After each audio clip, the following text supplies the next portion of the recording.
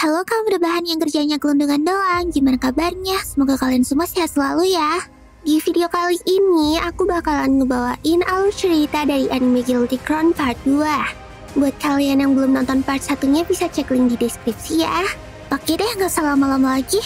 Yuk langsung aja kita rebahan dan nikmati ceritanya. Tapi jangan lupa buat subscribe, like, dan komennya di channel ini. Biar aku makin semangat buat bikin konten.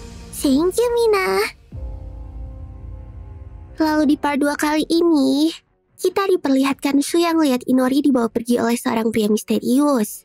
Dan pria tersebut bernama Dot. Guy lalu memerintahkan Su untuk mengejar Dot dan Inori. Karena tampaknya si Dot ini ingin membangkitkan seorang wanita bernama Mana dengan mengorbankan Inori.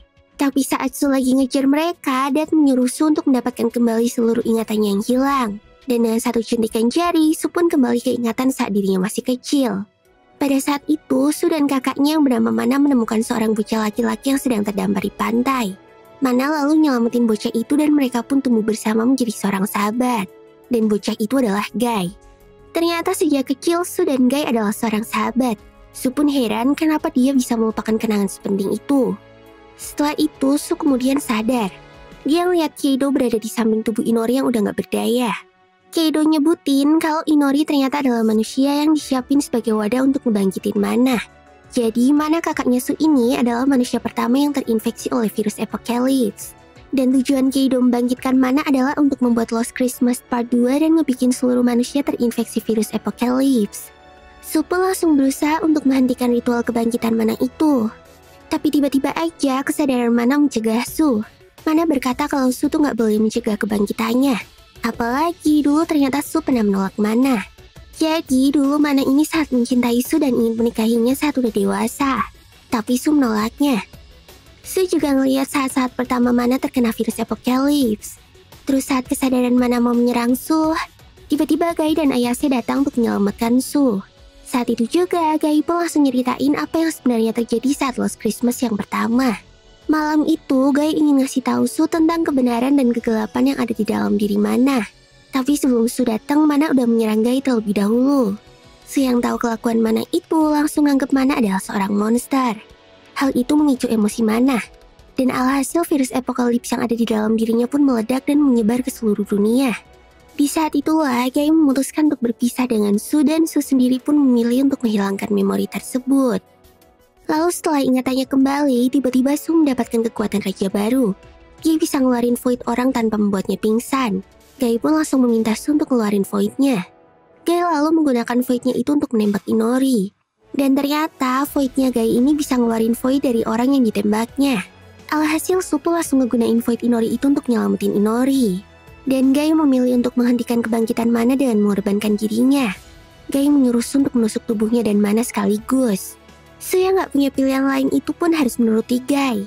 Setelah Su melakukannya, tempat itu pun hancur dan Guy pun menghilang. Su dan Inori hanya bisa menangisi kepergian Guy itu. Terus beberapa hari setelah kejadian itu, kota Tokyo pun dikarantina oleh GHQ. Saluran internet, TV, dan sosmed pun diputus. Su dan teman-temannya cuma bisa berkumpul di sekolah dan gak bisa pulang. Bahkan, anggota funeral parlor kayak Ayase dan Sugumi juga ikutan bergabung dan menyamar menjadi murid sekolah Su. Dan menghilangnya Guy, anggota funeral parlor pun terpencar dan belum diketahui nasibnya. Su lalu bercerita kepada Yahiro tentang perubahan kekuatannya itu. Sekarang, Su bisa mengambil void milik orang lain tanpa membuat mereka pingsan. Yahiro pun lalu ngasih tahu Su kalau kekuatan barunya ini akan sangat berguna ke depannya, terutama saat keadaan karantina ini. Dan bener aja, malamnya sekolah mereka diserang oleh sekelompok orang yang ingin merebut persediaan makanan mereka. Su pun lalu ngeluarin void milik Ayase dan membiarkan Ayase untuk menggunakannya. Dan voidnya itu, Ayase mampu berdiri dan bertarung bersama dengan Su. Alhasil dengan mudah mereka berdua pun berhasil memberantas kelompok penjahat itu. Lalu tiba-tiba aja, Keido yang sekarang adalah ketua GHQ ngumumin kalau pemerintah itu memutuskan untuk gak akan nyelamatin orang-orang yang berada di Tokyo dan akan menyegel area itu selama 10 tahun. Bahkan mereka juga udah ngebangun tembok yang mengitari area karantina itu. Terus besoknya para siswa pun langsung panik dan menuntut Arisa si ketua OSIS untuk menuntaskan masalah ini. Mereka pengen Arisa menggunakan kekuasaannya sebagai cucu dari pemimpin Kohoin Group untuk membawa mereka keluar. Bahkan berkat adanya Arisa, para murid mendapatkan vaksin setiap minggu yang mencegah mereka terkena virus Apocalypse. Beberapa hari kemudian GHQ kembali melakukan pembersihan. Mereka memperkecil wilayah karantina dengan cara mempersempit tembok pembatas dan ngebunuhin semua penduduk yang berada di dekat tembok. GHQ menggunakan robot yang dikendalikan dari jarak jauh. Dan tentu aja hal ini ngebikin para murid jadi makin ketakutan. Bahkan mulai muncul rumor kalau di sekolah mereka tuh ada anggota funeral parlor yang menyamar menjadi murid palsu. Dan kalau ada yang berhasil nangkep maka mereka akan diperbolehkan untuk melewati tembok pembatas. Karena rumor itu, Sugumi dan Ayase pun ketangkap dan berencana untuk diserahkan ke GHQ. Tapi Su nggak tinggal diam. Dia langsung tampil di depan murid dan berkata kalau itu adalah rumor palsu. GHQ nggak akan membebaskan mereka semua. Lalu untuk ngebuktiin hal itu, dia pun nyuruh salah satu murid untuk ngebawa Su, Sugumi, dan Ayase ke tembok perbatasan. Dan bener aja, orang yang ngebawa mereka bukannya diselamatin, tapi malah dibunuh berbarengan dengan Su dan yang lainnya. Tapi ternyata yang dibunuh sama GHQ itu cuma kopian mereka aja. Su ngegunain void milik Sugumi yang bisa ngebuat Kage Bunshin setiap orang dan bisa dikendalikan dari jauh. Akhirnya setelah nyelesain masalah itu, Yahiro pun ngusulin ke semua murid agar Su diangkat sebagai ketua baru mereka untuk menggantikan Arisa. Dan ternyata semua murid ngedukung usulan Yahiro tersebut. Dan demikian, Su pun resmi menjabat sebagai ketua di sekolah itu. Terus sebagai orang yang lebih pintar dari Su dalam hal strategi, Yahiro pun langsung nyuruh Su untuk mengelompokkan para murid dari kekuatan Void mereka. Murid dengan Void yang paling berguna akan mendapatkan perlakuan khusus dan prioritas dalam hal makanan atau vaksin. Sedangkan yang paling gak berguna bakalan dijadiin tumbal. Awalnya, Su gak setuju dengan semua rencana Yahiro itu, karena Su gak kepengen ngebeda-bedain temannya cuma karena kekuatan Void aja. Bahkan Su juga udah janji sama Sota untuk gak melakukannya. Tapi karena bahan makanan dan vaksin yang terus menipis, mau gak mau Su pun harus melakukan rencana Yahiro itu. Dan Su pun kaget banget setelah ngeliat Sota sahabatnya yang berada di ranking paling bawah, alias Void-nya itu dianggap paling gak berguna.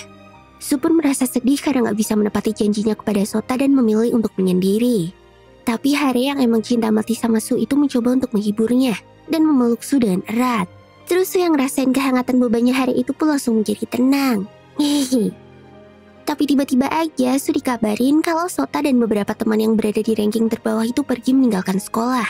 Setelah ditanyai sama Su, ternyata Sota pengen mencari vaksin dan ngebuktiin diri kalau mereka itu ada gunanya. Namun keberadaan mereka itu diketahui sama robot-robot GHQ dan langsung diserang. Beberapa teman yang terluka pun langsung diobati oleh Hare. Tapi tiba-tiba aja Sota ngide dan menyuruh Hare untuk ngebenerin mobil dan kekuatan Void-nya. Dan saat ngelakuin hal itu, Hare pun terkena tembakan dari robot GHQ. Su yang mencoba menyelamatkan Hare juga ikut terkena serangan itu dan terluka parah. Hare yang telah siuman terlebih dahulu berusaha untuk ngegunain kekuatannya itu buat nyembuhin Su. Tapi Void miliknya terkena tembakan helikopter GHQ dan langsung hancur. Pada saat itu juga tiba-tiba virus Apocalypse langsung menyelimuti tubuh Hare. Untungnya dengan sisa-sisa tenaganya dia masih mampu menggunakan Void-nya itu untuk nyembuhin Su. Terus Su yang kebangun dan ngeliat keadaan tubuh Hare yang udah gak bernyawa itu pun langsung panik. Bahkan tubuhnya Hare tiba-tiba hancur dan gak bersisa. Su pun langsung nangis jadi-jadinya. Dia kehilangan satu-satunya orang yang masih percaya dan sayang kepada dirinya. Setelah kematian Hare itu, kayaknya Su langsung berubah. Dengan wajah mengerikan, dia mengambil Void Inori dan langsung menghancurkan semua robot GHQ yang ada di sana.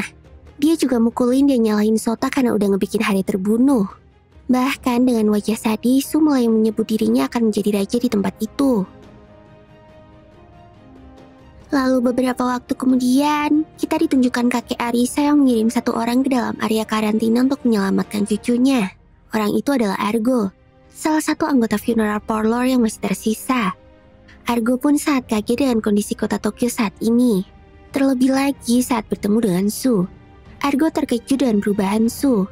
Su benar-benar bersikap dan dianggap seperti raja di sekolah tersebut. Semua murid sangat takut dan hormat sama dia. Bahkan Su juga gak segan-segan untuk ngebuang teman-temannya yang udah terinfeksi virus dan gak berguna. Lalu setelah tahu kalau Argo ingin mengambil Arisa, Su pun langsung menahan Argo. Dia gak pengen kehilangan Arisa yang memiliki void istimewa. Tapi Sugumi yang kayaknya juga gak suka dengan perubahan sikap Su itu ngebantu Argo untuk kabur dari tahanan.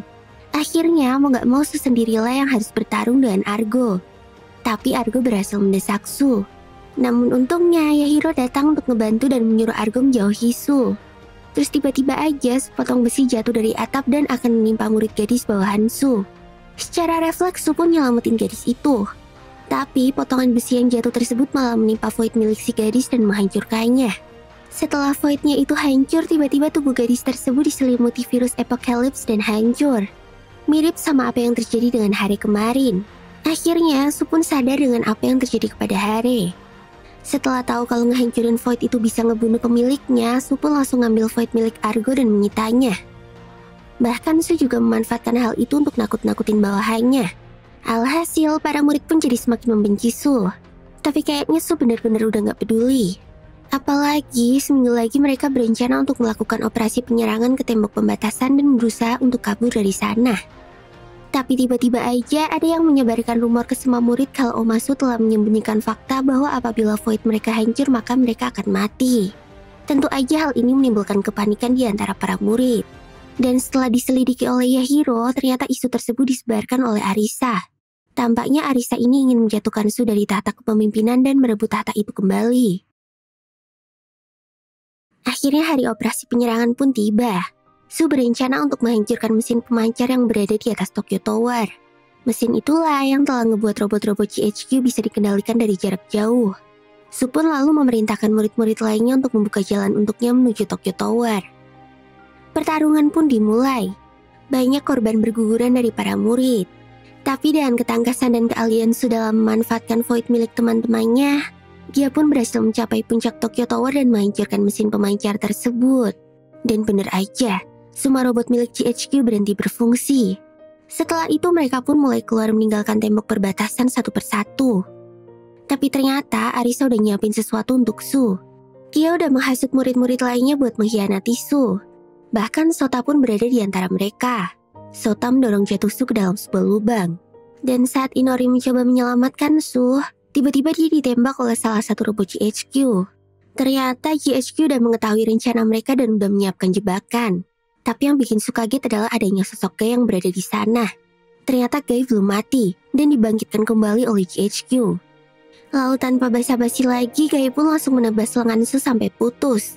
Lalu dia pun merebut kekuatan Void Genome dari lengan Su yang putus tersebut. Su yang kekuatan rajanya telah diambil itu pun langsung panik dan terkena mental. Setelah itu, tiba-tiba terlihat pesawat siluman yang menjatuhkan bom di atas mereka. Dan itu adalah pasukan PBB yang berencana untuk menghancurkan kota Tokyo demi mencegah penyebaran virus Apocalypse. Gai pun dengan segera langsung menunjukkan kekuatan rajanya. Dia mengambil 3 Void sekaligus dari murid yang ada di dekatnya dan berhasil menghancurkan pesawat itu. Tampaknya Gai telah berubah menjadi kejam dan gak ragu-ragu lagi untuk membunuh manusia. Gai pun lalu membawa Arisa pergi bersamanya dan kembali kepada Keido. Tampaknya kali ini dunia benar-benar berada di dalam genggaman Gai. Dia bahkan mengancam PBB dan seluruh penduduk dunia menggunakan satelit Leukosit yang telah dihack oleh Kenji. Gai melarang semua negara untuk mendekati kota Tokyo. Dan bila melanggar, maka mereka akan dianggap sebagai musuh dan ditembak dengan satelit Leukosit. Mau gak mau PBB pun harus menuruti keinginan Gai tersebut. Beberapa waktu setelah itu, pasukan GHQ pun kembali memenuhi kota Tokyo. Tampaknya mereka diperintahkan oleh Gai untuk mencari Inori. GHQ pun akhirnya menemukan Inori yang lagi bersembunyi bersama Su. Tapi tiba-tiba aja kendaraan mereka diserang oleh pasukan yang tak dikenal. Dan ternyata itu adalah pasukan dari kakek Arisa yang ingin menjemput Arisa bersamanya. Tapi kayaknya Arisa lebih memilih untuk tetap bersama Gai yang dia kagumi itu dan malah menembak mati kakeknya sendiri. Sedangkan Inori yang lagi bersama Su itu tiba-tiba bertingkah aneh. Dia ngerasa kalau ada suatu kesadaran lain di dalam tubuhnya. Dan itu adalah sesuatu yang sangat jahat. Akhirnya karena semakin terdesak oleh para pasukan GHQ, Inori yang tahu kalau dirinya lah yang diincar oleh GHQ pun memutuskan untuk menyelamatkan Su. Setelah membuat Su pingsan dan menciumnya, Inori pun menghadapi pasukan GHQ itu sendirian. Inori berubah menjadi mode tempur yang sangat mengerikan. Namun walaupun berhasil mengalahkan banyak robot GHQ, Gai yang berada di sana berhasil menghentikan dan menangkap Inori dengan mudah. Su yang udah tersadar dari pingsannya pun akhirnya tahu kalau Inori telah mengorbankan diri demi keselamatannya. Su pun langsung memikirkan cara untuk menyelamatkan Inori. Singkat cerita, Su berhasil menyandra Arisa yang masih berada di arena karantina. Su meminta Arisa untuk menyebutkan di mana mereka menahan Inori. Tapi tiba-tiba aja dari alat komunikasi yang dibawa Arisa, Su mendengar kalau Haruka ibunya telah mengkhianati GHQ dan membawa pergi kapsul Void Genome yang tersisa. Su yang mengetahui hal itu pun langsung memaksa Arisa untuk mengantarnya mencari Haruka. Dan ternyata Haruka ngebawa kapsul Void Genome itu kepada Ayase. Di sana juga ada Yahiro, Sota, Argo, dan Sugumi. Sebenarnya Haruka bisa ngasih Void Genome itu kepada Su biar kekuatannya kembali. Tapi Haruka nggak pengen Su menderita lagi karena kekuatannya itu. Dan juga ada kemungkinan kalau tubuh Su akan menolak Void Genome tersebut dan malah mati. Tapi tiba-tiba aja tempat mereka berada itu diserang oleh pasukan GHQ di bawah pimpinan Segai. Tampaknya kapsul yang dibawa oleh Haruka dipasangi alat pelacak. Su yang bersama dengan Arisa juga melihat serangan tersebut. Su pun langsung memutuskan untuk berlari ke arah tempat itu. Terus karena udah makin terdesak, Ayase pun menyetujui usulan Haruka dan memintanya untuk menyuntikkan Void Genome ke dalam dirinya. Tapi sebelum berhasil disuntikin, Segai datang dan menghentikan rencana mereka. Ternyata si Segai ini juga pengen menggunakan kapsul itu untuk dirinya sendiri. Segai dan Ayase pun langsung saling berebut kapsul itu. Tapi nggak disangka, kapsul itu malah jatuh tepat di kakinya Su yang baru aja datang. Tanpa pikir panjang, Su pun langsung menyuntikkan Void Genome itu ke dalam tubuhnya. Dan kekuatan rajanya pun kembali. Kali ini Su bisa mengambil Void dari tubuhnya sendiri. Dan dengan Void miliknya itu, dia kembali menumbuhkan lengannya yang telah hilang. Lalu dengan meminjam Void dari teman-temannya, Su pun berhasil membunuh Segai dengan mudah. Tapi ternyata kekuatan raja milik Su kali ini nggak cuma bisa mengambil Void orang lain aja. Namun juga beban, kegelapan, dan penyakit yang ada di dalam orang itu. Su pun terlihat terkena kanker virus Apocalypse gara-gara menggunakan Void milik Sota. Sedangkan Sota sendiri telah sembuh dari kankernya tersebut. Tampaknya inilah takdir dan beban yang harus diemban oleh Su. Lalu beberapa waktu kemudian, Guy kembali mengumumkan ke seluruh dunia kalau dia akan kembali melancarkan Lost Christmas Part 2. Dan pada saat itulah virus Apocalypse akan menyebar dan menghancurkan seluruh dunia. Saat itu juga, Funeral Parlor, Su, dan seluruh pasukan Kuhoin Group yang tersisa pun memutuskan untuk menghentikan rencana Guy itu. Kemudian kita diperlihatkan Guy yang sedang berbincang dengan Keido. Dari sini kita mengetahui asal-usul terciptanya virus Apocalypse. Ternyata orang yang awalnya meneliti virus tersebut adalah Keido dan ayahnya Su yang bernama Oma Kurosu. Kurosu adalah seorang ilmuwan yang jenius. Suatu hari, anak pertama Kurosu yaitu Mana menemukan meteorit yang merupakan sumber dari virus Apocalypse. Gara-gara hal itulah, Mana menjadi manusia pertama yang mengidap virus Apocalypse. Setelah itu Kurosu harus kehilangan istrinya setelah melahirkan Su. Singkat cerita, Kurosu pun menghabiskan hidupnya untuk mencari kelemahan virus itu dan berhasil menciptakan Void Genome. Dia juga menikah lagi dengan Haruka yang merupakan adik kandung dari Keido. Haruka pun menyayangi anak-anak Kurosu seperti anak kandungnya sendiri. Sedangkan Keido malah memilih jalan lain. Dia mengumpulkan anak-anak terlantar untuk dijadikan bahan percobaan, dan salah satunya adalah Guy. Sampai akhirnya karena kalah bersaing, Keido yang merasa cemburu sama kejeniusan Kurosu itu pun akhirnya membunuhnya. Tepat di hari terjadinya Lost Christmas yang pertama. Jadi walaupun Haruka hanyalah ibu tirinya Su, tapi Su tuh sangat menyayangi Haruka seperti ibunya sendiri. Dan sebelum berangkat berperang, Su berencana untuk mengembalikan Void yang ia pinjam dari teman-temannya. Karena kalau Su mati, maka teman-temannya pun akan ikut mati. Namun ternyata teman-temannya Su itu sangat mempercayai Su dan mempercayakan Void mereka kepadanya. Akhirnya dengan dukungan penuh dari teman-temannya itu, Su pun berangkat dan menghentikan Guy. Tapi ternyata nggak cuma Su aja yang menyerang dan pengen menghentikan Guy. Para pasukan PBB juga telah mengepung markas Guy. Namun Guy langsung ngebalas kepungan itu dan menyerang mereka dengan Void gabungan milik Kenji, Dad, dan Arisa. Hampir semua pasukan PBB itu hancur dengan sekali serang. Namun Su dan kawan-kawan tetap nggak gentar dan mulai maju untuk menyerang Guy sekaligus menyelamatkan Inori. Sugumi memulai dengan menghack sistem kendali jarak jauh robot musuh hingga nggak dapat berfungsi lagi. Dan dengan mudah, Su pun dapat memasuki markas Guy tersebut. Sedangkan di dalam markas, Guy terlihat sedang berusaha untuk membangkitkan Mana menggunakan tubuhnya Inori. Inori yang sadar kalau nyawanya nggak akan lama lagi, langsung berterima kasih kepada Guy karena udah dipertemukan dengan Su. Karena setelah bersama dengan Su, Inori yang cuma sebuah wadah itu bisa merasakan jatuh cinta. Lalu perlahan-lahan ingatan Inori pun mulai menghilang. Sedikit demi sedikit dia mulai melupakan Su. Dan di saat terakhirnya, Inori mulai melantunkan lagu. Su yang sedang mencari keberadaan Inori itu pun langsung mendengar lantunannya. Tapi sebelum sampai ke tempat Inori berada, Dad muncul untuk menghadang mereka. Dad pun menantang Su untuk bertarung. Dad ingin menilai siapa yang akan menjadi raja terbaik di antara Su dan Guy. Dan raja inilah yang akan hidup bersama Mana di dunia baru nanti. Tapi Su nggak peduli sama sekali dengan keinginan Dad itu dan cuma ingin nyelamatin Inori aja. Kemudian pertarungan pun akhirnya dimulai. Dad yang juga memiliki kekuatan Void Genome udah nyiapin bawahan-bawahan yang akan digunain sebagai Void-nya. Awalnya Su merasa cukup kesulitan buat ngadepin Dad. Tapi berkat kombinasi Void yang dimiliki oleh Su, dia berhasil menyudutkan Dad. Dan setelah melihat kehebatan Su itu, Dad pun memutuskan untuk mundur. Singkat cerita, akhirnya Su pun sampai di tempatnya Guy. Namun dia sudah terlambat. Guy telah berhasil membangkitkan mana dengan menggunakan tubuh Inori. Dan dengan terlahirnya kembali mana, Lost Christmas Part 2 pun telah dimulai. Tubuh mana mengeluarkan cahaya misterius yang menyelimuti bumi. Setelah ngeliat Su, Mana pun langsung memeluknya. Dia kayaknya udah kangen berat sama Su. Tapi Su langsung mendorong jatuh tubuh Mana itu. Mana pun kembali teringat sama penolakan Su dulu dan langsung marah. Lalu, Guy pun mengambil Void milik Mana dan menggunakannya. Dan segera virus Apocalypse langsung menyerang ke seluruh penjuru dunia. Tanpa membuang waktu lagi, Su pun langsung menyerang Guy untuk menghentikan penyebaran itu. Pertarungan mereka pun berjalan dengan sengit. Sampai akhirnya, Guy berhasil memojokkan Su. Tapi saat hampir putus asa, Su melihat sepucuk bunga kecil yang bersinar di bekas pecahan tubuh Inori tadi. Dan tiba-tiba aja dari bunga itu muncul bayangan Inori yang menyuruh Su untuk gak menyerah. Bahkan dari bunga itu Su bisa mengambil Void milik Inori. Akhirnya dengan menggunakan Void Inori itu, Su kembali menghadapi Guy. Dan berkat bantuan dari Inori tersebut, Su berhasil ngalahin Guy dengan sukses. Sedangkan Haruka dan yang lainnya juga berhasil menghentikan Keido dan bawahan Guy yang lainnya. Lalu dengan kalahnya Guy tersebut, Mana pun hilang dan kesadaran Inori telah kembali. Tapi sayangnya Inori udah terinfeksi virus Apocalypse dan sangat parah dan tubuhnya mulai hancur.